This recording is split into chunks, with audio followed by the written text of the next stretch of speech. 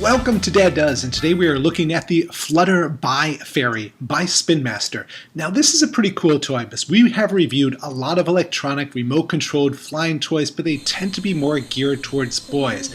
This Flutter by Fairy is definitely geared more towards the girls. Very simple to control.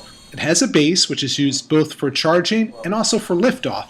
You press the button on the base, the fairy starts floating up. All you have to do is you put your hand under the fairy, and that's how you control it.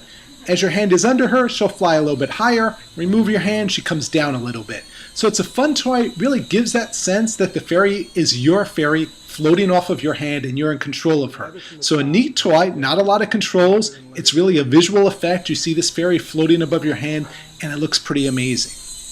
So that's a quick look at the Flutter by Fairy. Like we said, a simple toy, only one button. You press the button on the base, she floats up. Press that button again and she'll come down. Either that, or when she runs out of battery power, she will also float down. Recharge her by plugging into the back, leave her on the base, and she will charge back up. But this is really about the kids having fun, that kind of magical feeling. You put your hand under a fairy and watch her float around your hand. So I think girls are going to love this. It's a cool electronic toy, but really has a nice visual payoff with a floating fairy. Come on over to daddoes.com. We'll have a full review over on the site.